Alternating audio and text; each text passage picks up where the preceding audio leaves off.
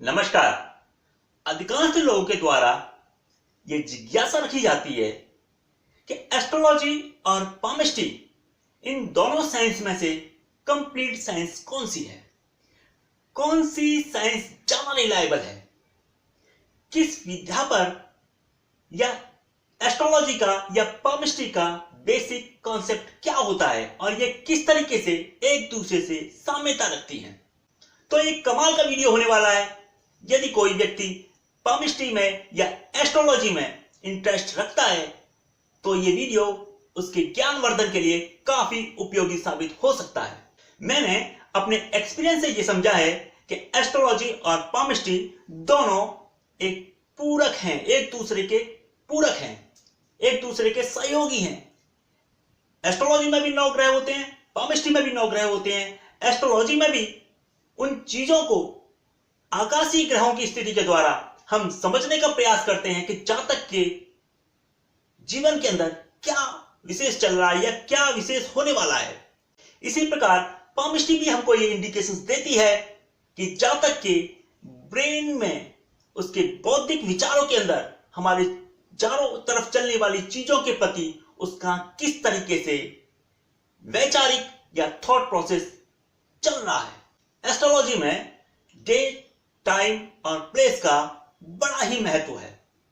यदि ये तीनों चीज किसी जातक की बिल्कुल एक्यूरेट है तो जो बर्थ चार्ट इसके द्वारा निर्मित होता है उसके द्वारा जातक के जो जीवन काल में होने वाली निर्धारित चीजों के बारे में एक कैलकुलेशन के जरिए अनुमान लगाया जाता है, प्रेडिक्शंस किया जाता है कि उसके साथ में ये घटनाएं संभावित हैं। यहां एक चीज को समझना बहुत जरूरी है कि बर्थ चार्ट में लग्न चार्ट ही इंपॉर्टेंट नहीं होता है, इसके साथ साथ में अन्य चार्ट्स भी बहुत इंपॉर्टेंट होते हैं।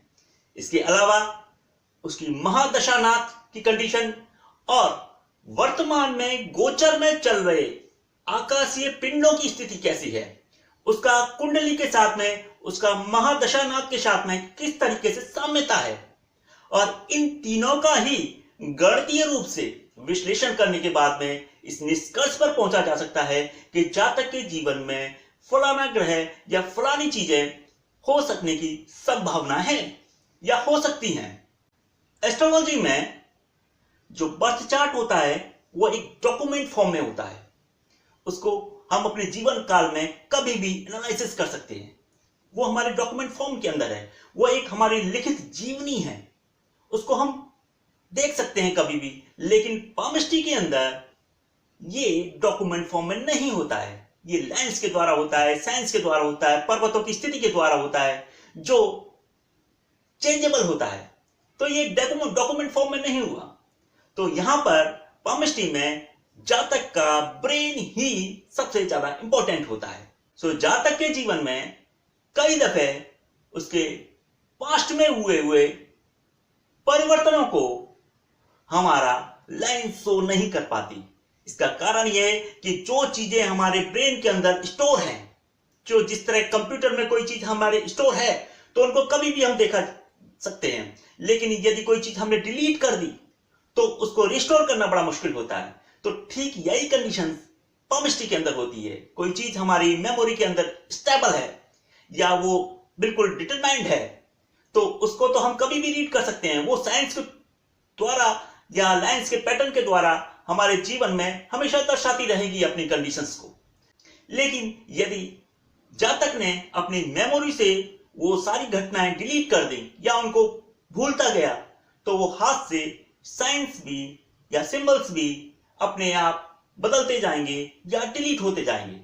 तो पुरानी चीजों को रिस्टोर करना कठिन हो जाता है, जबकि एस्ट्रोलॉजी में ये डॉक्यूमेंट फॉर्म के अंदर है और उसको बड़ी आसानी से एनालिसिस किया जा सकता है।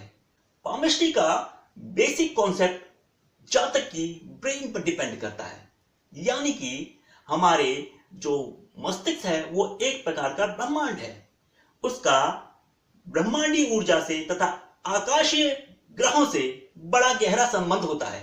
हमारा जो स्ट्रक्चर है 5 तत्वों और 9 ग्रहों के योग संयोग से मिलकर बना हुआ होता है।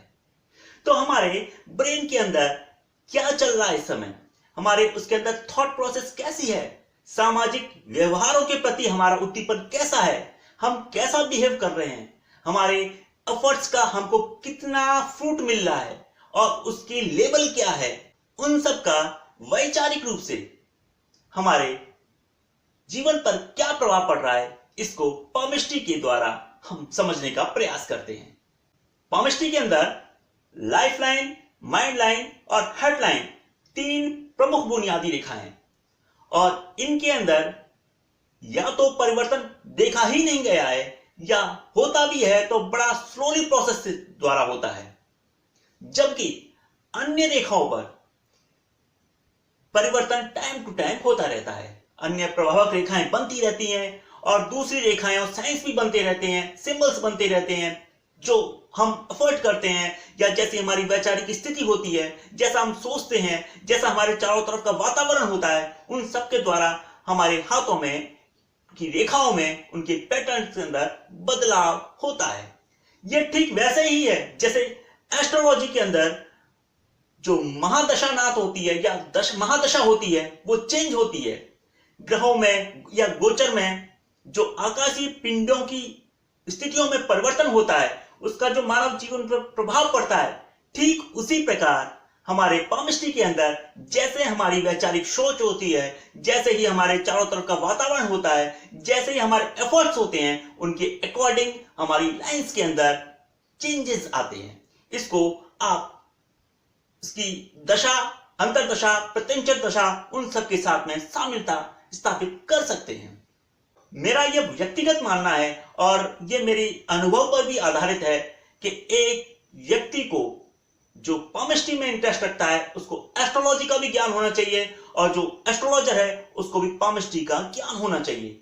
ये दोनों विधाएं एक दूसरे के पूरक है और मैं अक्सर किसी जातक का हाथ का विश्लेषण जब करने का प्रयास करता हूं तो मैं इस बात का ध्यान रखता हूं कि उसका बर्थ चार्ट भी मेरे सामने हो और मैं उसके साथ में उसके साथ में साम्यता स्थापित करने का प्रयास करता हूं और ये 90% चीजों में एक प्रकार एक दूसरे को सपोर्ट करती हैं, फेवर करती हैं।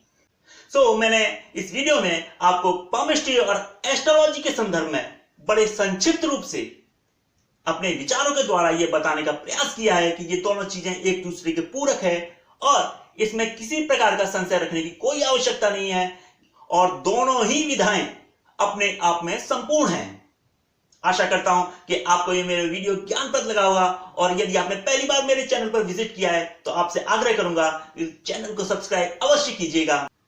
बहुत बहुत शुक्रिया, बहुत बहुत शुभकामनाएं, धन्यवाद।